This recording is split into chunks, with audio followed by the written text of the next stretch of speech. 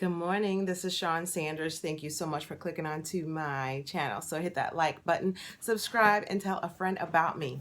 Just in case you didn't know, you can find me on other social media platforms. You can find me on Periscope. You can find me on IG, which I took pictures of yesterday with my new reading glasses.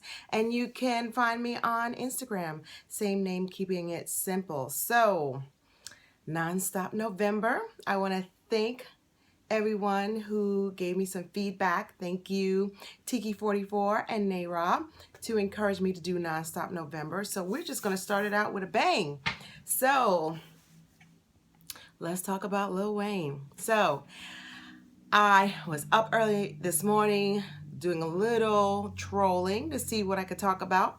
And I saw Beautiful Soul Speaks video on Lil Wayne. So I had to figure out what was going on. So Lil Wayne did an interview on Nightline. I did see the interview on Nightline. It was, about 15 minutes, probably 10 minutes of footage. And it was supposed to talk about Lil Wayne was with them for 3 years and accumulating all this footage. But what's going to be a mess was because he was posed a question about Black Lives Matter, and he was belligerent, he was rude, he was cursing, and he abruptly got up and ended the interview. So I am sure if I got on Twitter and all that people were really upset, and I am sure that there are going to be many videos, but I'm not shocked. I'm not shocked at all. So let's talk about this. Before I watched the Nightline interview, I watched an interview of Lil Wayne with Katie Couric that was taken 3 years ago. He didn't have all the tattoos on his face as he does today. And there is a difference between the Lil Wayne 3 years ago and Lil Wayne today. Now, I haven't, I was trying to figure out how to title the video, and the video I'm going to title is Lil Wayne's the new Clarence Thomas. And I say that because I did a quick research. I will say that I don't have a dog in this fight. I don't listen to his music, but I do know who he is, and I know my kids listen to his music. So I do know who he is, but I did do some quick research. So he's from Louisiana. He was, by his accounts, raised in one of the poorest wards in Louisiana. He is a hustler by nature, and he talked himself into working in a studio, and he was discovered by Birdman. And while he was in the studio doing all these odd jobs, someone approached him to, lay down some tracks, and the rest is history. So, he has a work ethic. The sales speak for itself. He has a multicultural audience. He is known around the world. He sells out stadiums, and by all accounts, he's a self-made man. He's been in the game for 25 years, and so I'm not shocked with his. I'm not shocked by his response, and I'll tell you why.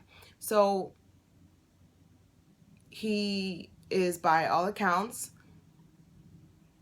loyal to the women in his loyal to the women in his life, as far as his baby moms.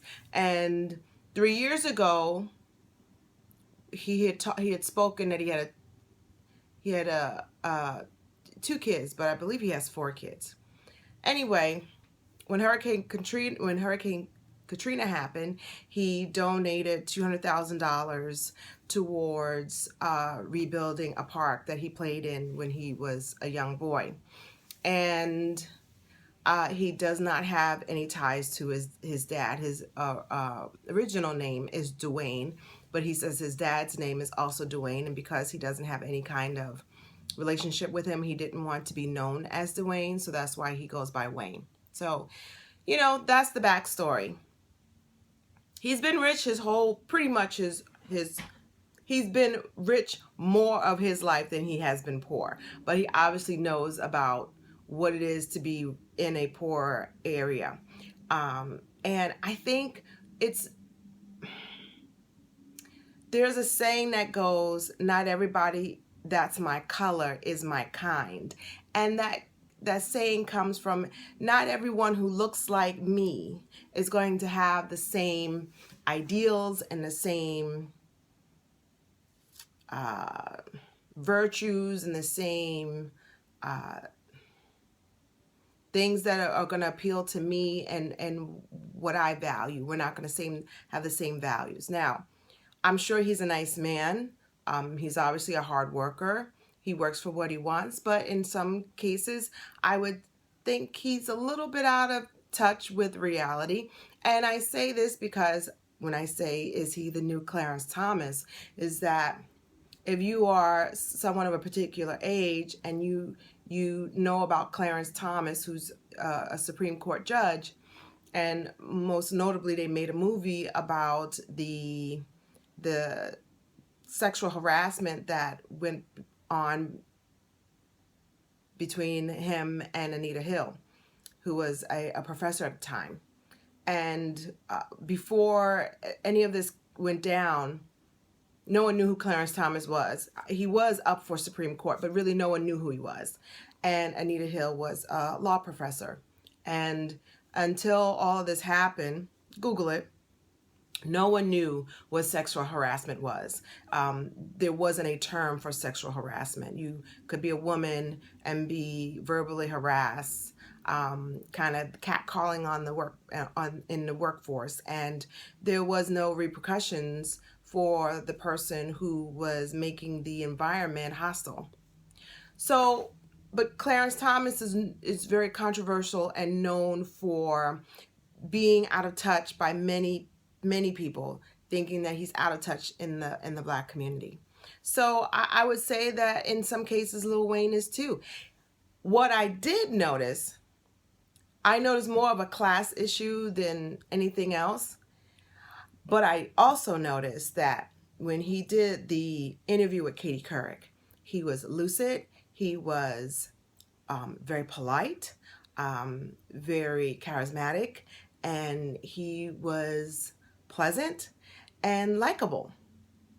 When I saw the interview with Nightline with this young woman, and she appears to be Black, he starts out this, pleasant, but then he's, he had a whole different demeanor with this interviewer than with Katie Couric. I noticed that. And when she posed this question about, Black Lives Matter, he was rude. He was cussing. He's on a national show. He knows how to conduct himself. If you've been in the business for 25 years, you know how to conduct yourself. And trust me, the way he was with Katie Couric is not how he was behaving with this young lady that was interviewing him.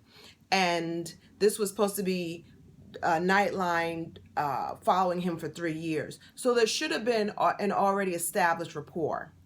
And if you get a question that you don't really particularly like, you can answer it in such a manner that says, listen, asked, answered, let's move on.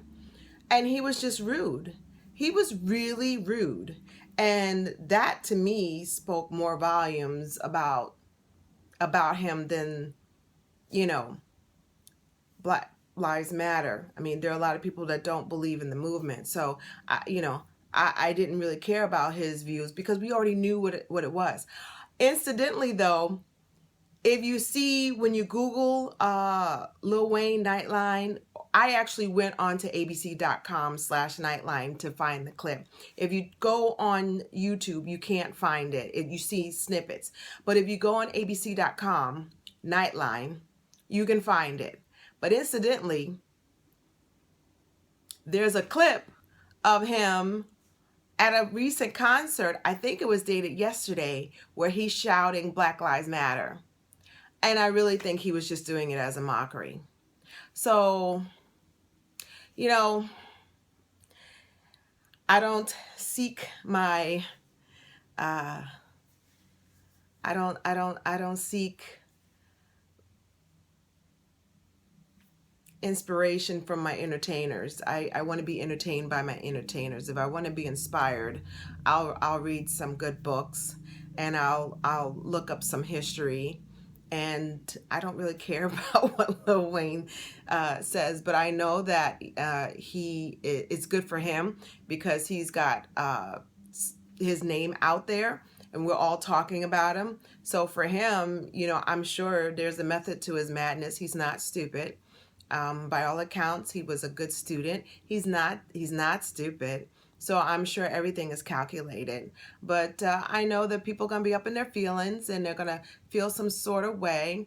But I don't think you should. I don't think you should. And I think that if you ask him a question, those types of questions, you are probably pushing his buttons, and you expect to be a little belligerent.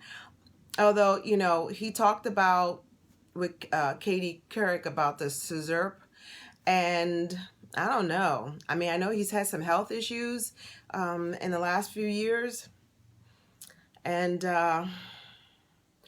check the clip of him and Katie Couric, and you will see that there's a big difference between the way his whole demeanor was and even the way he presented himself at that interview was completely different in this recent Nightline interview. So let me know your thoughts. Talk to your kids. If you want your kids to be informed, you know, talk to your kids. I try to talk to my kids as much as possible and sit with them and talk to them about real issues. And, you know, he's entitled to his opinion. And that's the, you know, that's the number one thing. You're entitled to your opinion. As crazy as it may be, as outlandish, I just wish that he would have conducted himself in a manner that was professional, because I've seen how he can behave, and this just seemed to be really outlandish. So let me know what you think. Nonstop November, day 2. So have a great day. Take care of yourself and each other, and I will talk to you soon. Bye.